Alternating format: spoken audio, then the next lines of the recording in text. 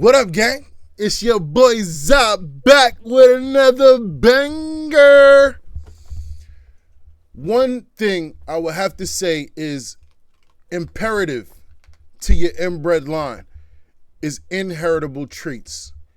Inheritable traits in grasping the concept is vital to the success of your inbred line. I mean, just think about it. Inheritable traits are traits that are passed down through generations. This is why ancestry is so important, because when we look at the ancestry in the family tree, we get to see some of the players in the game who hold some of the traits we may be interested in.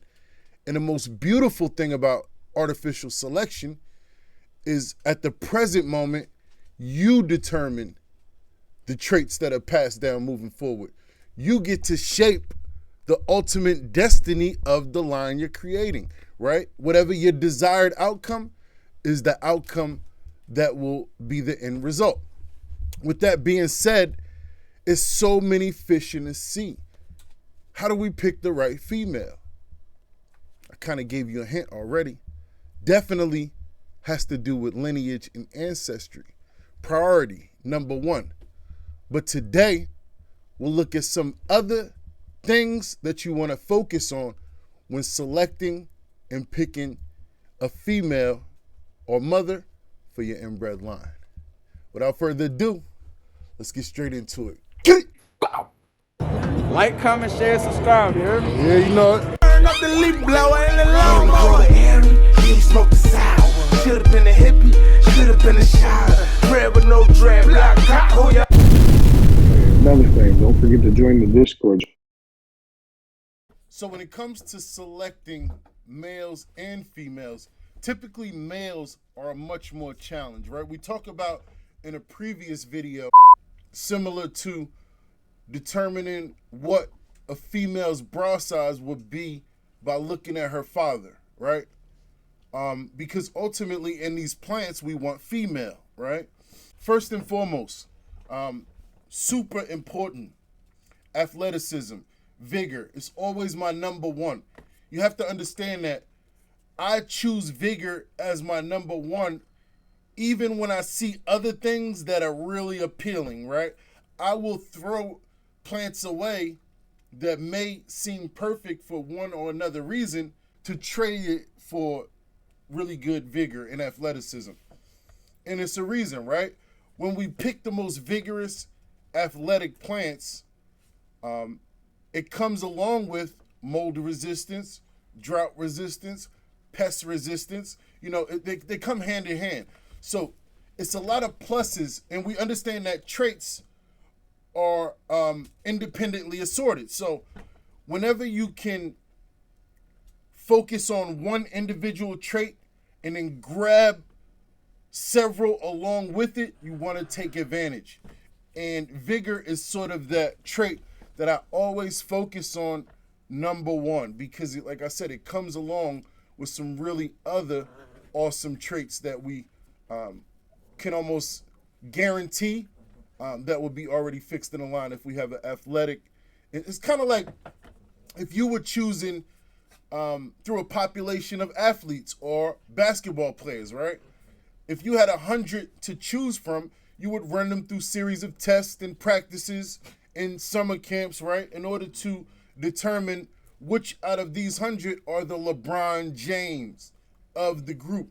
And that's the one we want to look for. We want to look for the abnormally athletic or abnormally vigorous. Beginning in the intro, we opened up with lineage, pedigree, family tree. It's that important, right? It always has to be the number one focus even before we've made our selection. So that's kind of why I put it in the intro, to remind you guys that first and foremost, before you make a choice, you need to look at a series of options and do your research based on family tree and lineage, because everything we do is based on inheritable traits. Those traits that are passed down from our ancestors to the present generation. The present generation is who we are working with, the artificial selection that we are creating. the traits that we're isolating. So with that being said, all the work that we do today determines the traits that are passed down to future generations, which traits that are inherited by the future offspring. So you have all the power and control.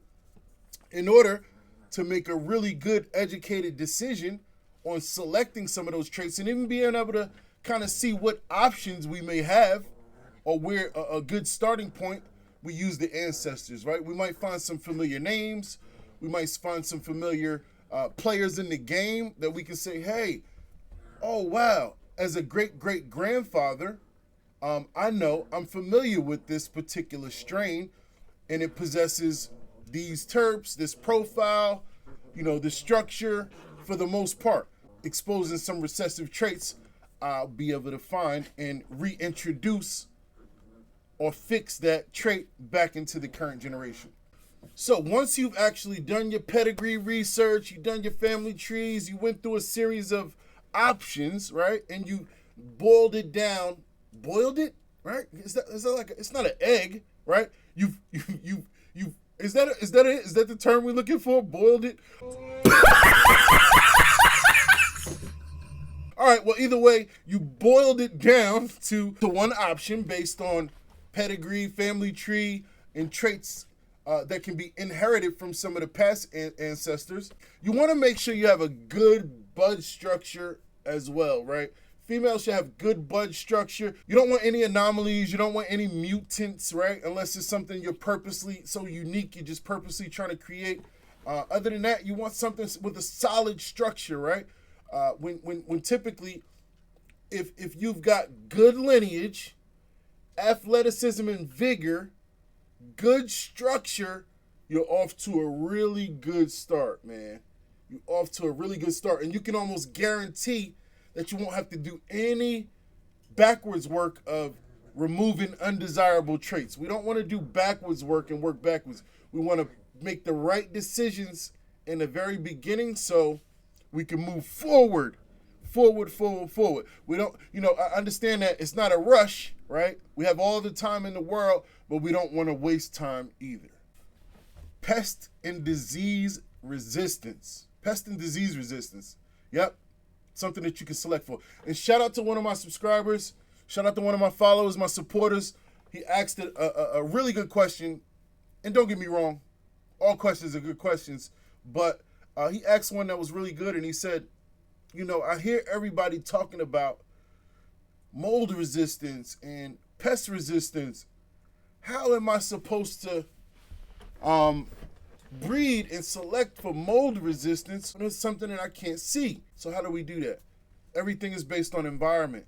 This is why we stress test, right? So we can expose these traits, right? So if we are looking to expose mold resistance, then we create environments that are high, very high humidity, right? Almost a humidity so high that it's no longer a good living environment for the plant, right? And you have a number of plants in there, and from there, you'll be able to expose any weaknesses, but much more important, expose any strengths. We are always looking for vigor, hybrid vigor if possible, and we understand hybrid vigor to be heterosis. So these stress tests are ways that you can typically expose and find heterosis or hybrid vigor, that treasure chest we're looking for. And you can do it by creating these harsh. What about pests? Typically, like I said before, athleticism and vigor go hand in hand with pest resistance, mold resistance, all that good stuff. But just for the sake of maybe you want to increase mold resistance or pest resistance, then we would create environments that cause pressures specific to those issues. And if you can find a mom and dad that are both resistant, then we're off to a good start for a good outcross. But there are other ways as well. Back crosses, selfing, right? We have different tools in our toolbox that we can get many things done. So, and last but not least, flower time. And Flower Time is a special one this week because AC Infinity had a show. I think it was a show in relation to strains that are good for new growers. So I'm not sure how Hades Throne was mentioned on that show, but shout out to Chris, Mr. Grow It. You know, he mentioned Hades Throne. Normally it wouldn't have been mentioned on the show speaking for genetics for new growers because first I don't promote Hades Throne for new growers. I've created strains specifically for new growers. Hades Throne has direct land race lineage, right? The parents are land races. In most cases, strains have been hybridized over time to reduce flowering time, right? To make them convenient for the grower. Now, because Hades Throne's parents are land races, and it typically will have a longer flower time, absolutely, which is the case for most land races. So it's the main reason why I don't run around promoting Hades Throne for new growers or mention it or run around. Doesn't even have artwork, right?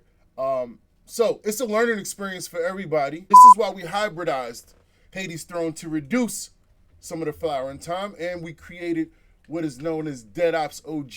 Shout out to Dead Ops OG, won I think 6 awards this year, like 5 or 4 first place and 2 second place. 4 first place, 2 second place. On 2 different occasions, it won first and second place, same category. So that's the one that we would recommend for newer growers. Unfortunately, it didn't make the list on that show, but shout out to the gang over there at AC Infinity.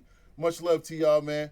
I'm glad we were able to clear that up as far as Hades Throne and the long flowering time, because it absolutely does have a longer flower time. You know, I see Rob mention that he would never grow it. No, I have other stuff. I have a lot of other good stuff with less flowering time. Hades Throne is more legendary, right? When we think of the Bacal hash plant, created some of the most legendary hashes around the world for centuries. So, you know, you'll be glad to look. And on the other side is the Uzbekistan land race. That concludes our show, man. That concludes our show. I hope you got something useful when it comes to choosing your first female. Make sure you hit me in a DM if you got any questions, man. I'm always down to answer some questions. And make sure you comment, like, and subscribe. It's how you show me love and support, showing your appreciation for the work that I put in, man. The algorithm is back, you know? I'm back. So, much love to y'all. Visit ZaZagenetics.com. Use code COMSHOW for an additional 30% off on top of the already discounted prices. And visit ACinfinity.com. Use code Team ZaZa. It'll give you 15% off at checkout. And it helps me get a little kickback as well. So, much love for all the support. Make sure you check out the Com Show each weekend, Saturday, 11 p.m. Eastern, with me, my brother 703, and my brother Blunt Society from South Africa, man. We live each weekend on Twitch, Saturday, 11 p.m.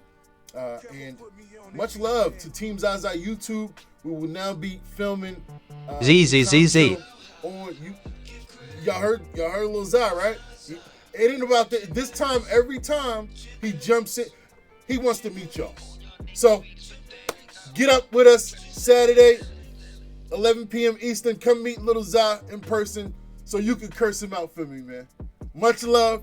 I love you, gang. Thank you for your support. I see the comments. Keep them coming. Keep them rolling. We got a giveaway coming. So stay tuned. I love you guys. I'm out of here. Until we meet again. Wow.